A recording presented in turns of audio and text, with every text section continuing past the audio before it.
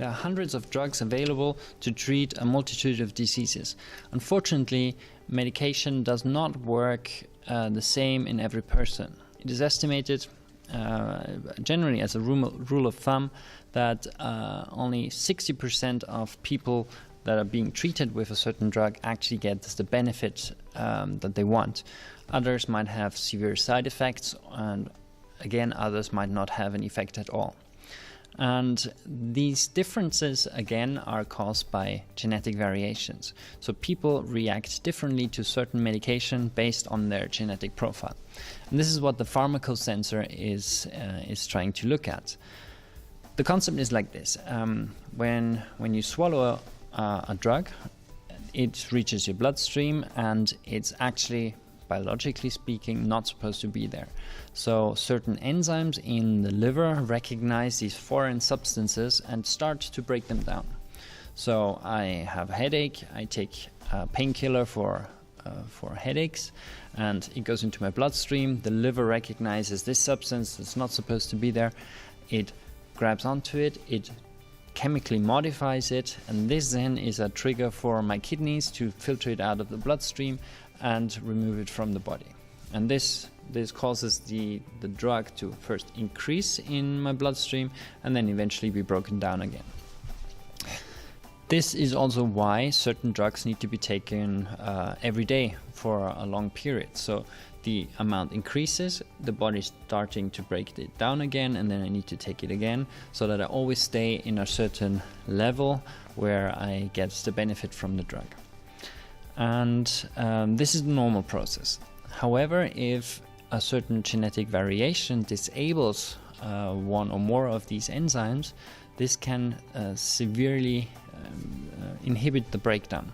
So taking a drug that I'm taking once a day, first it would always be broken down again. I take another pill to always stay in the same level. However, if the body is not able to recognize this drug and break it down, what happens is I take the first drug and it's not broken down. The next day I take it again. The next day I take it again. So the amount in the bloodstream increases further and further because it's not broken down as we would have expected. And initially this might not be a problem, but over time it becomes so highly concentrated in my bloodstream that it can cause very severe side effects, which might even be fatal. So this is the concept. And now, since we have so many different drugs, there are different enzymes that are focusing on certain drugs. So there's one liver enzyme that processes a certain drug, and another enzyme that processes another one.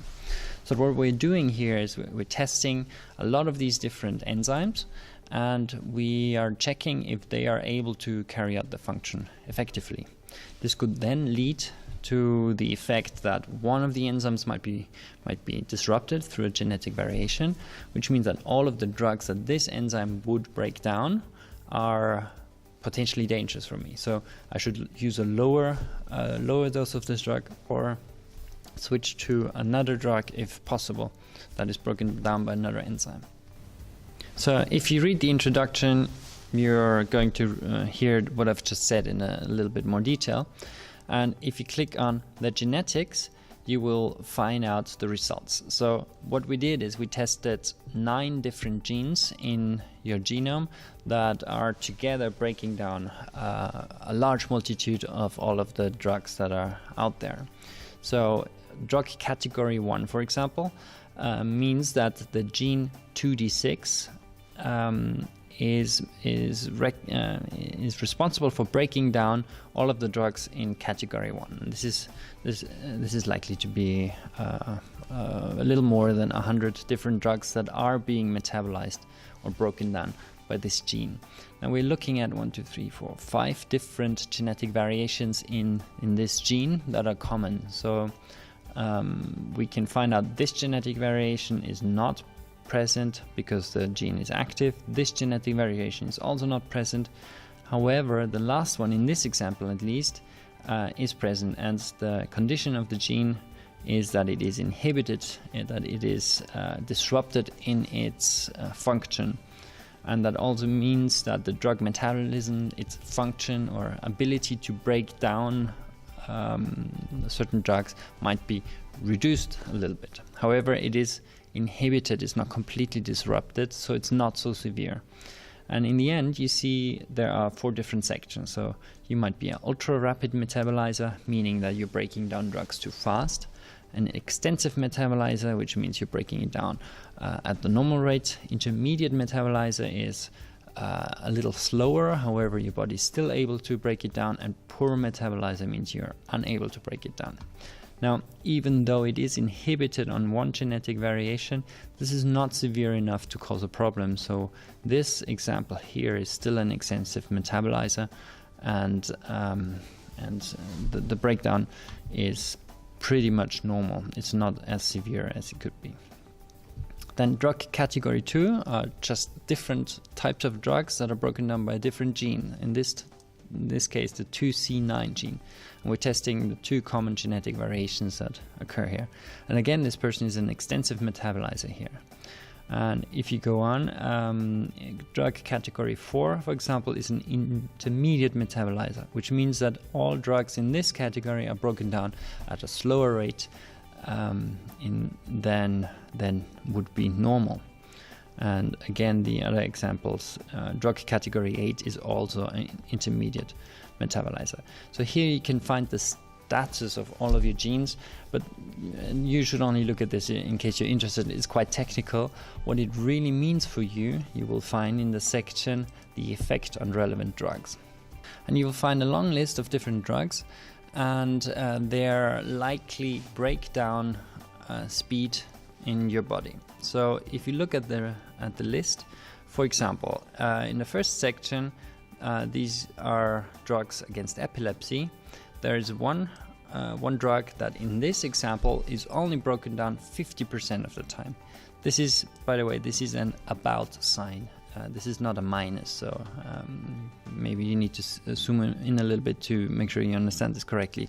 So this is broken down at about 50% of the normal rate. 100% would be normal, and 50% means that it's broken down half as fast. Now what this also means is that this drug might be a problem if it's taken at the normal dose, because you're taking twice as much as your body can handle and can break down.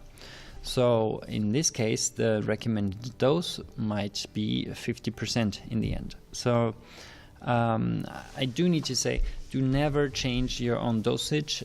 You should only talk to your doctor about this. He can evaluate if it's a good idea to adapt your dosage. You should never stop taking a drug that a doctor has prescribed to you, or change the dosage by yourself. So do talk to your doctor about this in case there is a drug that is broken down at a certain speed. So this drug here, for example, is broken down at 100%. So it's broken down normally, and 100% of the normal doses is also recommended.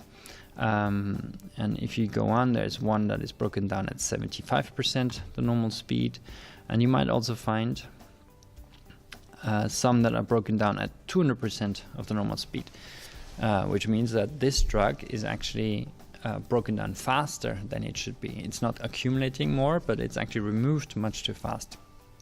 And people who break down drugs too fast sometimes have a problem of not having medical benefit from the drug, because before it can act, it's already gone again. So in these cases, it's sometimes necessary to increase the dose of the drug to around 200%. And again, do not choose to do this by yourself. Do talk to your doctor in case there is a drug that you are using and that is broken down faster. And by going through this list, you can find out which drugs are likely to be safe, which ones are likely to not work correctly, or that are not broken down at the right speed. And this is just a list of some of the drugs. In all of the other sensors, you will find a list of the drugs that are typically used for this disease, and you can also use these drug lists to make sure that your doctor can modify and optimize your therapy accordingly to your genetic profile.